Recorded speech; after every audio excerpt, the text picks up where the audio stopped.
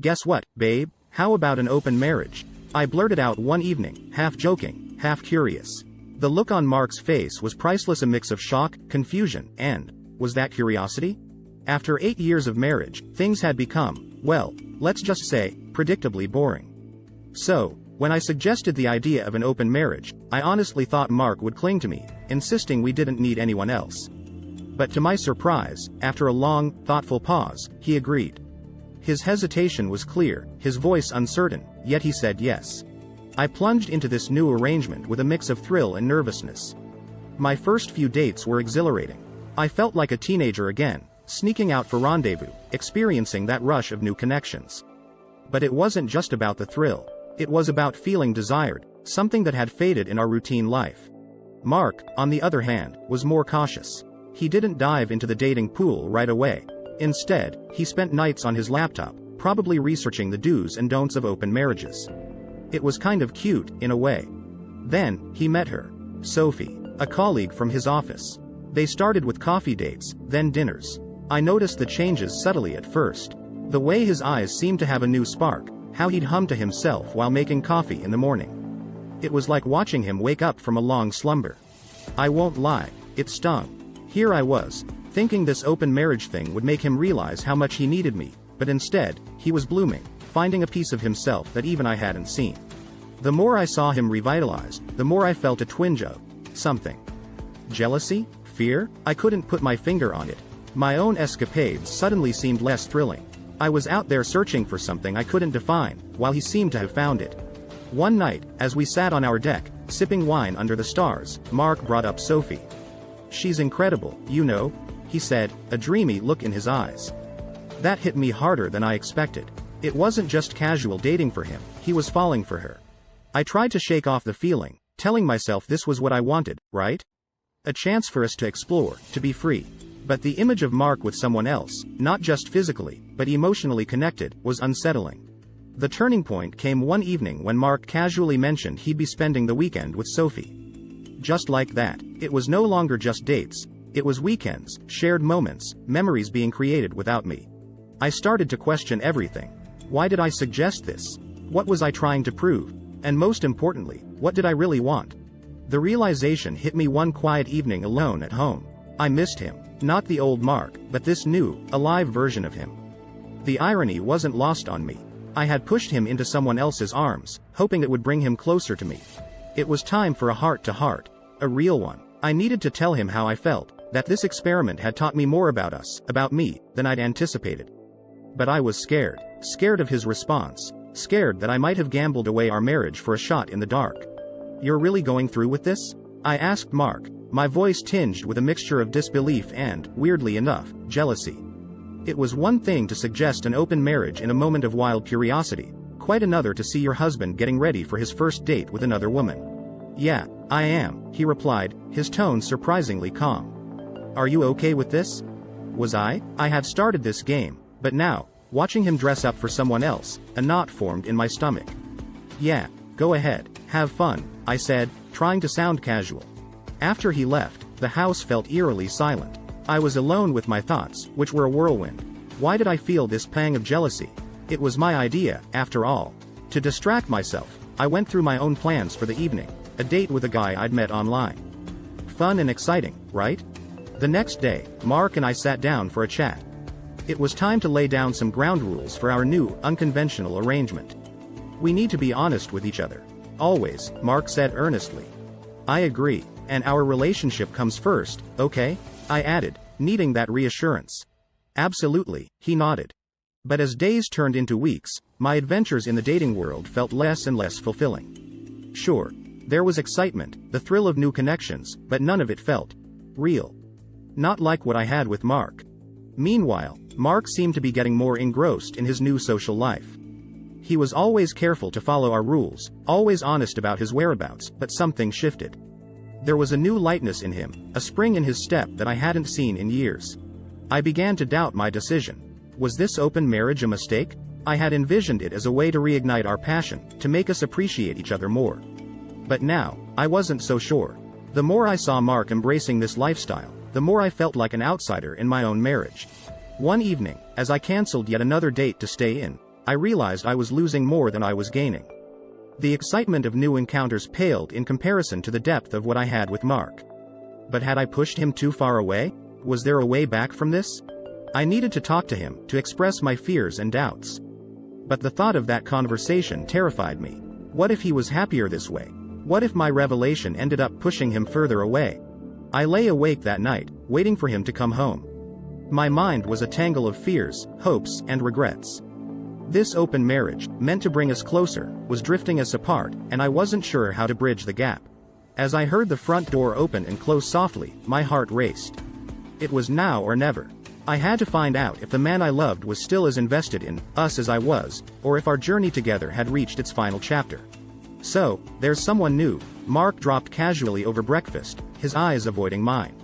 Her name's Camille. Hearing her name, something inside me twisted. It wasn't like I hadn't expected this. After all, wasn't this the point of our open marriage? But hearing about Camille, a real person with a name, changed everything. Oddly, in the midst of this new development, we had our moments of bliss. Dinners where we laughed like old times, nights where we cuddled under the stars, reminiscing about our early days. These moments were my sanctuary, a reminder of the love that still existed between us. But as Mark and Camille's relationship intensified, so did my anxiety. It was no longer just casual dates, they were spending entire weekends together. Each time he packed his bag for another weekend away, my heart sank a little more. I tried to keep busy, to not let my mind wander to what Mark and Camille might be doing. I'd go out with friends, try new hobbies, anything to fill the void. But the house felt emptier, the silence louder. One night, when Mark returned from a weekend with Camille, something was different. He was glowing, rejuvenated in a way I hadn't seen in years. He talked about their weekend, about the hike they went on, the little bed and breakfast they stayed at. His eyes sparkled with a joy that used to be reserved for our adventures together. That night, as I lay in bed, Mark's steady breathing beside me, 1,000 thoughts raced through my mind. Was I losing him to Camille? Did he still find the same joy in our relationship? Were our happy moments just remnants of a fading past? The next few days were a blur. I went through the motions, smiling when needed, laughing on cue, but inside, I was crumbling. Seeing Mark so alive, so vibrant, but not with me, was more than I could bear. Then came the inevitable. Mark wanted to spend an entire week with Camille. A week, 7 whole days without him. The announcement hit me like a freight train. I nodded, pretending to understand, to be the cool wife I had set out to be. But that night, alone in our bed, the reality of our situation hit me hard. This wasn't just about exploring anymore. We were in uncharted territory. A territory where I was no longer the only woman in Mark's life. As the days passed, the distance between us grew. Conversations became more functional, less intimate. I missed him, not just physically, but the connection we once had. The laughter, the shared secrets, the understanding looks. I needed to confront these feelings, to confront Mark. But fear held me back. Fear of what his answers might be. Fear of facing the truth that maybe, just maybe, our open marriage experiment was leading us down a path of no return. In the quiet of our home, with memories echoing off the walls, I realized it was time to face the music. It was time to have the conversation that could potentially change the course of our marriage forever. I think I've made a huge mistake, I confessed to Sarah, my best friend since college, over a cup of coffee at our favorite cafe. Her eyebrows shot up in surprise as I spilled out my regrets and confusion about the open marriage. Sarah listened intently, her face a mix of concern and disbelief. "You always seemed like the perfect couple," she said, her voice soft. "Yeah, well, perfect is overrated," I replied, forcing a smile. The change in Mark over the past few months was undeniable. He seemed more alive, more vibrant. It was as if Camille had unlocked a part of him that I never knew existed. And that hurt, more than I cared to admit. It wasn't just the smiles or the spring in his step. It was the late-night texts, the weekends away, the way his face lit up when he talked about their adventures. He was growing, evolving into someone I no longer recognized. And the worst part? I was the one who had set this change in motion. The tipping point came when Mark announced he was going on a trip with Camille. Not just a date, not a weekend getaway, but a full-blown vacation. "I'll be gone for a week," he said casually, as if it were the most natural thing in the world. A week. The word echoed in my mind, each reverberation a stab to my heart. I felt betrayed, abandoned. I nodded, feigning understanding, but inside, I was screaming. After Mark left, the house felt emptier than ever. I wandered from room to room, each space filled with memories of laughter, arguments, makeups, and breakups. Now, it was just me in the echoing silence. I tried to distract myself. Work, gym, books, movies, anything to fill the void. But the loneliness was a constant companion, whispering reminders of the happiness that once filled these walls. One evening, as I sat alone with a glass of wine, I realized how much I had changed too. The confident, adventurous woman who proposed this open marriage was now a shell of her former self, filled with doubt and insecurity. I started to question everything. Our love, our marriage, the very foundation of who we were as a couple. Had I been so blind to think that this wouldn't change us? That we could venture into the world of open marriage without consequences? As the days passed, I found myself longing for Mark's return, not because I wanted to confront him, but because I missed him. I missed us. The us before Camille, before this whole mess. The night before Mark was due to return, I barely slept.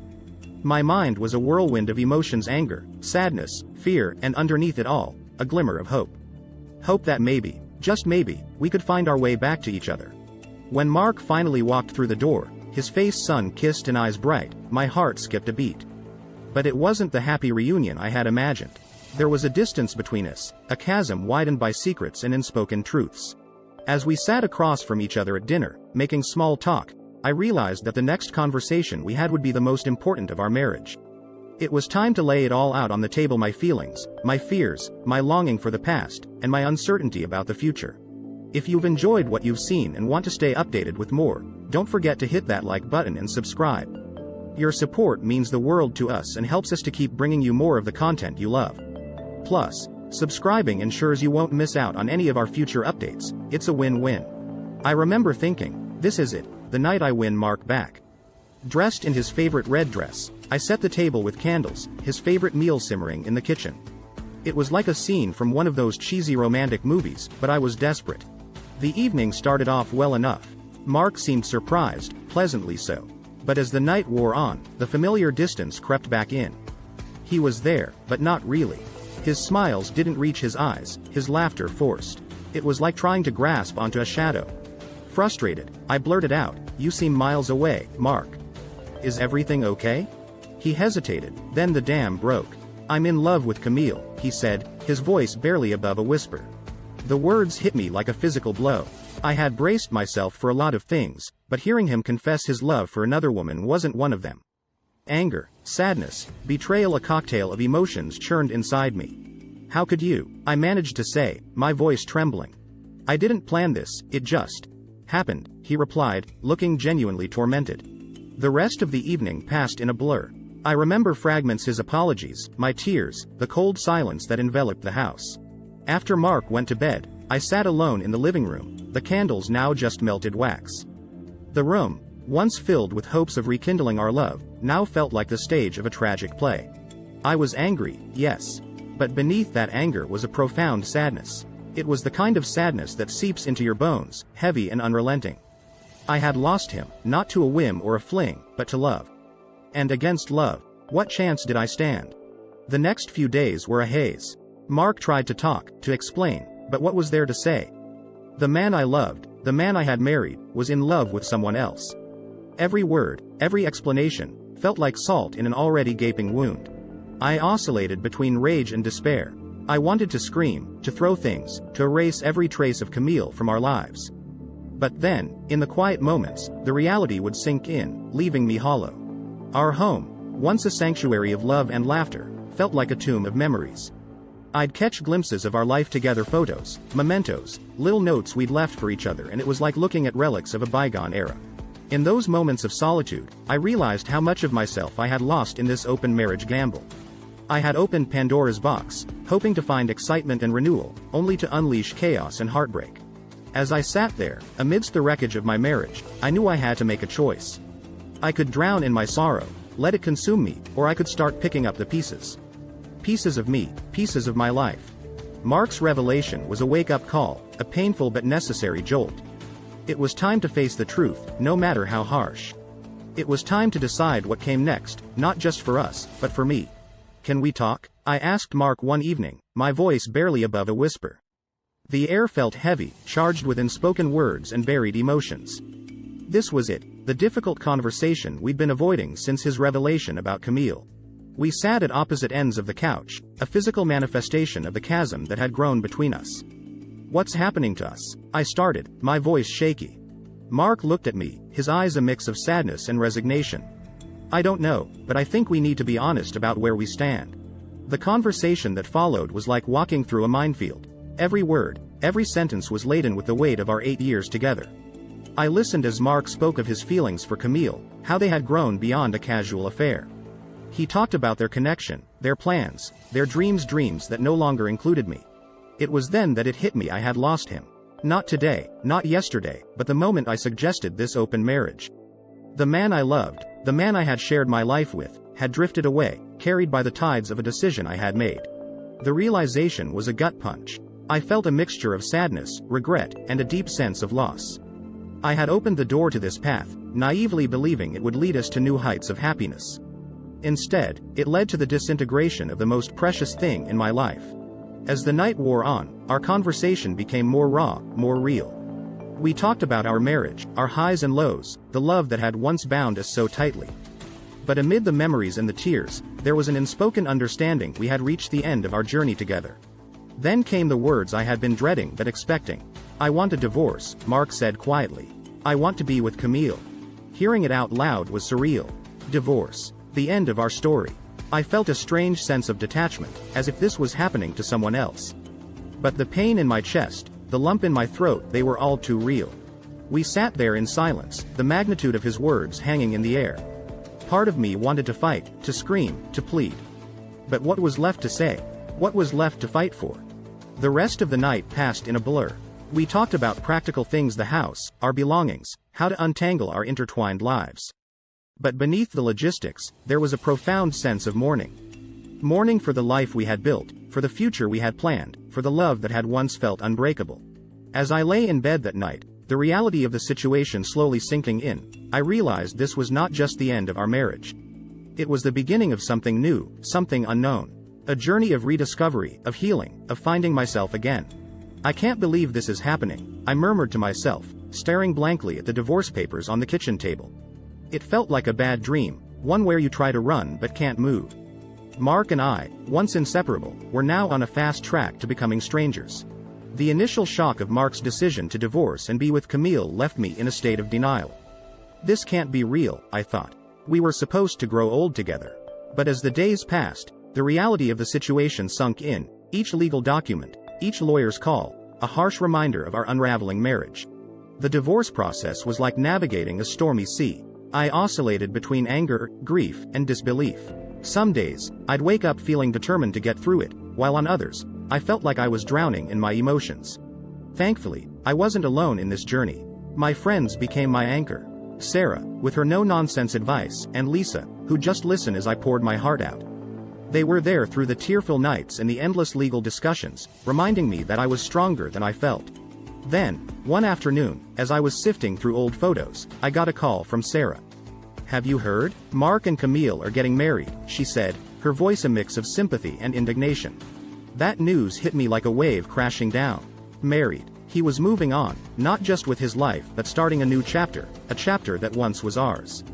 I felt a strange concoction of emotions. A part of me still hurt, yet another part felt an odd sense of closure. As the divorce proceedings dragged on, so did my journey of acceptance. It wasn't easy. There were days when the pain felt too much to bear, when the loneliness crept in like an uninvited guest. But with each passing day, I found strength in the little things: a morning jog, a good book, a night out with friends. The day the divorce was finalized, I sat alone in my house. It was eerily quiet, the kind of quiet that makes you reflect on everything that's happened. I realized then that this wasn't just an end, but also a beginning. A beginning of a new life, a new me. Learning about Mark and Camille's upcoming wedding was a bittersweet moment. On one hand, it was a reminder of what I had lost. On the other, it signified that it was time to truly let go and move forward. In the weeks that followed, I started to rediscover myself. The woman who loved painting, who enjoyed spontaneous road trips, who once dreamed of starting her own business. I began to embrace the possibilities of a future I hadn't planned but was mine to shape. The journey through the divorce and its aftermath was like walking through a storm and coming out on the other side. Bruised, yes, but also stronger, wiser, and with a renewed sense of hope. As I closed the chapter on Mark and me, I realized that life had a way of surprising you. Sometimes, it takes a storm to clear the path for a new beginning. Sitting on the porch, sipping my morning coffee, I realized something profound. The pain that once felt like an endless tunnel now seemed like a distant memory. It was as if I had been walking through a long, dark night and had finally reached the dawn. The healing process wasn't quick or easy. It was a slow, sometimes agonizing journey of self-reflection and discovery. I spent countless nights revisiting our memories, dissecting where things went wrong, and what role I played in the unraveling of our marriage. With each passing day, I learned to forgive myself. Yes, I had made mistakes, but hadn't we all? The important thing was what I learned from them. I realized that love wasn't about holding on so tight that you suffocate the other person. It was about appreciation, understanding, and sometimes,